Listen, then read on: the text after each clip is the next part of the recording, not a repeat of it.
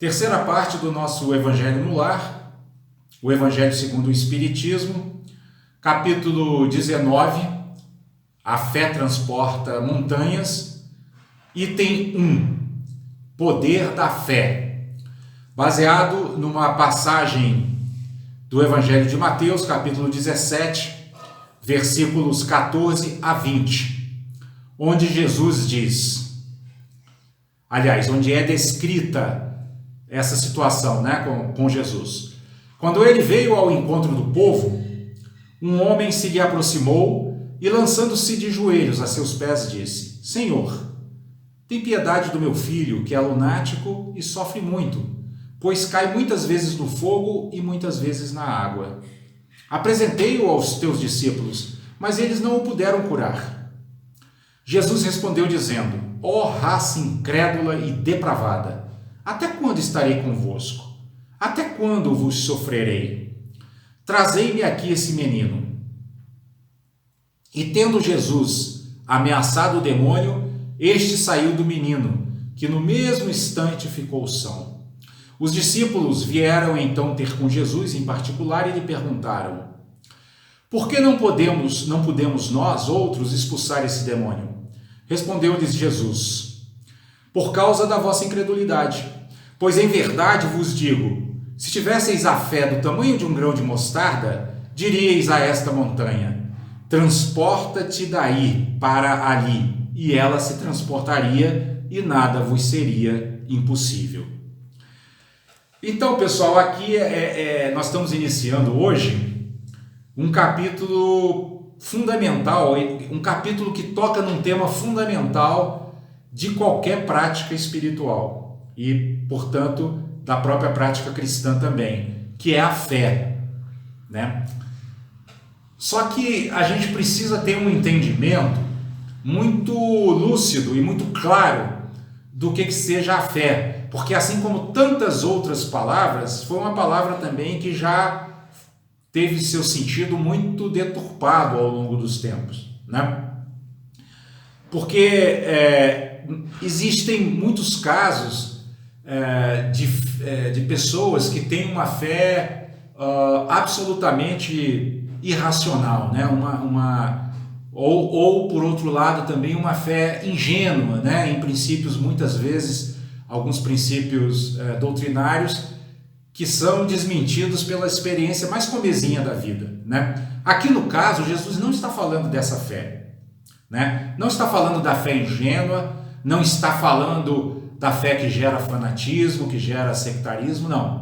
Ele está falando daquela fé que é a confiança de que nós realmente somos filhos de Deus, ou seja, somos herdeiros dos poderes divinos. Nós temos esses poderes divinos dentro de nós, Nós temos poderes que hoje, para a nossa consciência comum, parecem poderes miraculosos, mas que são poderes naturais, intrínsecos à natureza divina que habita dentro de nós. Então, é a essa fé que Jesus está se referindo, porque é essa fé que nos guia no caminho espiritual, Se nós não temos essa convicção de que possuímos uma natureza divina pronta para ser desenvolvida, que está aqui disponível para ser desenvolvida aqui e agora, nós não vamos nos motivar a seguir o caminho da verdade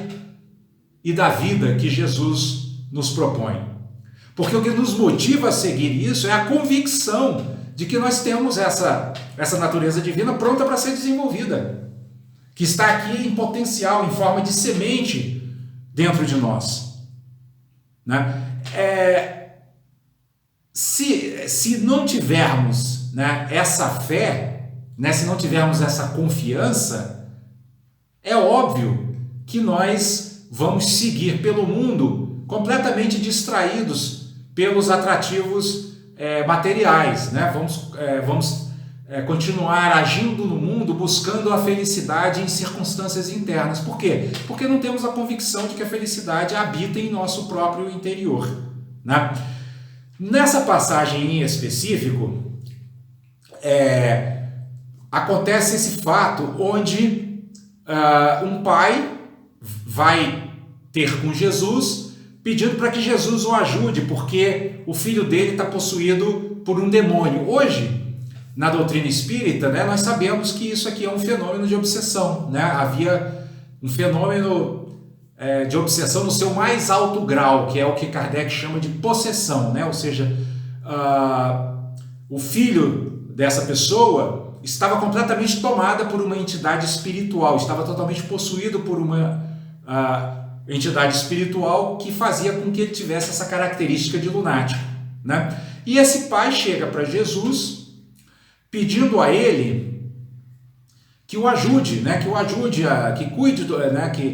Que trate do menino, né? Que liberte o menino dessa influência negativa a que ele está submetido, né? E Jesus, compassivamente, atende esse rapaz e o liberta dessa entidade que o perseguia, né? Só que no meio da conversa, né, o pai do rapaz diz a Jesus que levou o rapaz aos discípulos dele, aos discípulos de Jesus, e eles não conseguiram expulsar o demônio, né? E Jesus fica inclusive aqui assim, diz essa frase, né? Ó raça incrédula e depravada, até quando estarei convosco? Até quando vos sofrerei? Né? Ou seja, Jesus aqui diz uma frase um pouco mais dura, no sentido de chamar a atenção dos seus discípulos, né, que estavam lá presentes, vendo toda a cena, para a importância da fé, né? Porque ao mesmo tempo em que ele diz isso, ó raça incrédula e depravada, até quando estarei convosco, lá depois, no final da passagem, quando os discípulos perguntam por que nós não podemos expulsar esse demônio como o Senhor os expulsou, Jesus responde, porque vocês não têm fé. Ele fala, por causa da vossa incredulidade, faltou fé, faltou confiança, né? Então, Jesus, com essas frases mais duras e mais diretas, ele quis chamar a atenção dos discípulos para a importância da fé no caminho espiritual. Era preciso que eles confiassem no que Jesus estava lhes ensinando.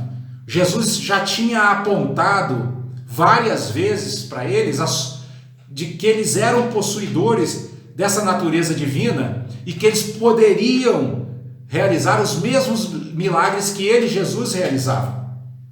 Mas eles precisavam acreditar, eles precisavam se convencer dessa verdade.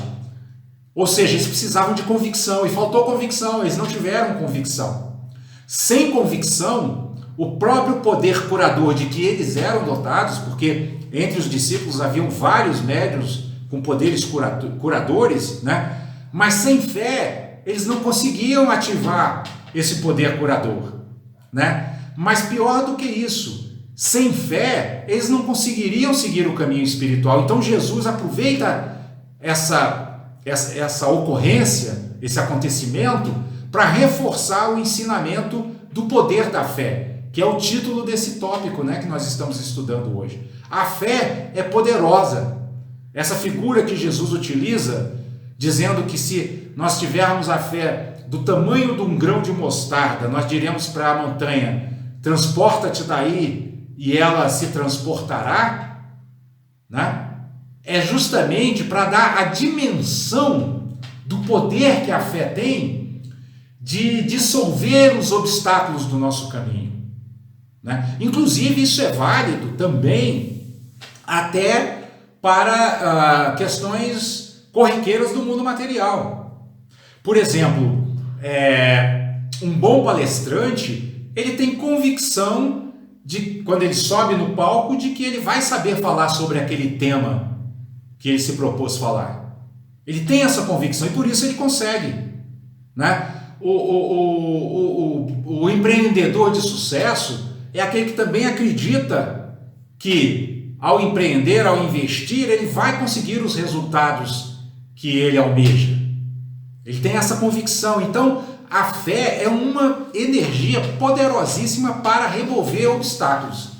Nós podemos dizer que é como se fosse o trator do nosso mundo interior, né? Aquele trator que vai passando assim e tirando todos os obstáculos da frente, né? E por isso Jesus ressalta aqui a fé com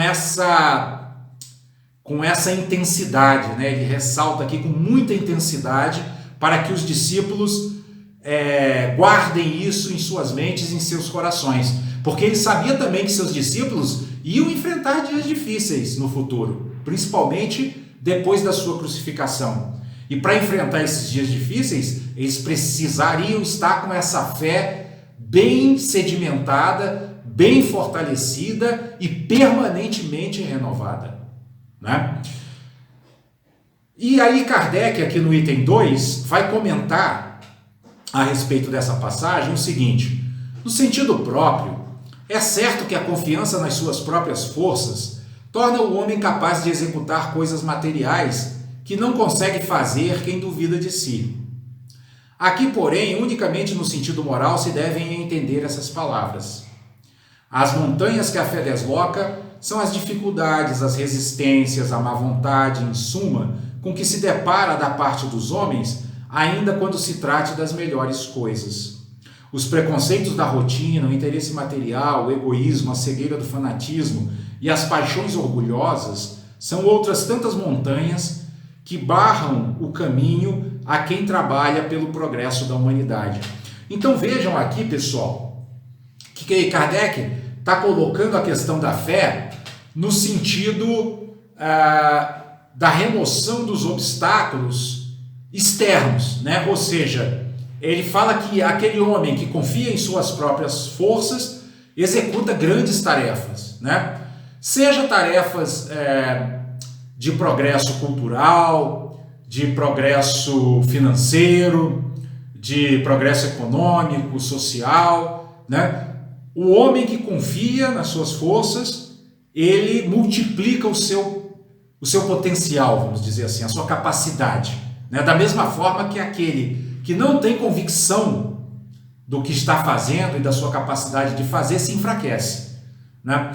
Mas é importante que a gente também aqui faça aquela leitura que a gente tem sempre proposto, né? A leitura interiorizadora, né? Ou seja, nós temos que ter fé de que nós podemos, que nós temos a capacidade de remover todos os obstáculos internos, né? Todas as nossas obscuridades mentais que nos obstruem, que nos atrapalham no nosso caminho espiritual de autodesenvolvimento. Nós temos condições de superar nossos preconceitos, nós temos condições de superar os nossos interesses materiais, o nosso egoísmo, a nossa cegueira, nossos possíveis, nossas fixações, né, nossas paixões.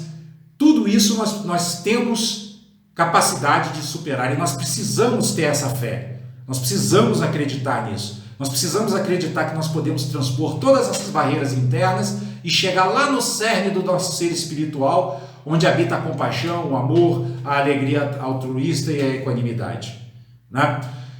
E Kardec segue aqui dizendo que a fé robusta dá a perseverança. A fé robusta dá a perseverança, a energia e os recursos que fazem se vençam os obstáculos, assim nas pequenas coisas como nas grandes. Da fé vacilante resultam a incerteza e a hesitação de que se aproveitam os adversários que se tem de combater. Essa fé não procura os meios de vencer porque não acredita que possa vencer. Então aqui ele reforça, né, essa ideia que vem sendo desenvolvida ao longo desse tópico, de que a fé fortalece e a falta de confiança enfraquece, né? Então nós precisamos realmente cultivar a nossa fé, né? Regar essa plantinha, fazer com que ela cresça, porque ela é como aquele batedor, né, que vai à frente da tropa, vai abrindo os caminhos, né? É ela que abre os caminhos para que a gente possa efetivamente trabalhar pela nossa, em prol da nossa evolução espiritual, né? E aí no tópico número 3, Kardec vai dizer o seguinte: noutra acepção, entende-se como fé a confiança que se tem na realização de uma coisa, a certeza de atingir determinado fim. Ela dá uma espécie de lucidez que permite se veja, em pensamento, a meta que se quer alcançar e os meios de chegar lá. de sorte que aquele que a possui caminha, por assim dizer, com absoluta segurança. Num como no outro caso, pode ela dar lugar a que se executem grandes coisas. Percebem aqui, pessoal, que Kardec aqui associa a fé à lucidez, né? Dizendo que a fé dá uma espécie de lucidez que permite que a gente veja a meta a alcançar. Só que o interessante disso é que a gente vê a meta aqui e agora. Por quê? Porque a gente, quando tem fé, quando tem essa confiança muito bem estabelecida, quando tem essa convicção de que podemos crescer espiritualmente, nós vemos a possibilidade de praticar aqui e agora a compaixão, o amor, a alegria altruísta, a equanimidade, a paciência, a tolerância, a misericórdia, o perdão. Nós vemos que isso não é algo que está lá no futuro nos esperando, mas que está aqui e agora, disponível para que nós cultivemos, para que nós reguemos e façamos crescer, né? Então, é isso que Kardec está dizendo aqui no começo desse item 3, né? Que a fé, ela dá essa lucidez, ou seja, em outras palavras, a fé abre os nossos olhos para as possibilidades que estão presentes aqui e agora. E é por isso que ele vai dizer aqui na continuação que a fé sincera e verdadeira é sempre calma. Faculta a paciência que sabe esperar, porque tendo seu ponto de apoio na inteligência e na compreensão das coisas, tem a certeza de chegar ao próprio objetivo visado, né? Então, olha, já de saída, duas coisas importantes. Ele fala aqui, fé sincera e verdadeira, né? Então, tem que ser uma convicção, essa fé tem que ser uma convicção muito bem estabelecida, né? Porque se ela for bem estabelecida, ela será sempre calma. E por que ela será sempre calma? Porque não haverá ansiedade nenhuma, né? Já que lá no parágrafo anterior nós vimos que dessa fé brota uma lucidez que nos permite ver que nós já podemos praticar os próprios resultados do caminho aqui e agora, na própria caminhada, né? Nós já podemos ser compassivos, amorosos, generosos, pacientes, misericordiosos aqui e agora. Então não precisa ter nenhuma afobação. Daí porque essa fé sincera e verdadeira é sempre calma, né? Ela já desenvolve essa lucidez que nos permite ver a possibilidade de cultivo das nossas qualidades incomensuráveis aqui e agora, né? E ele vai dizer, por outro lado, aqui continuando, ele vai dizer assim: a fé vacilante sente a sua própria fraqueza. Quando a estimula o interesse, torna-se furibunda e julga suprir com a violência a força que lhe falece.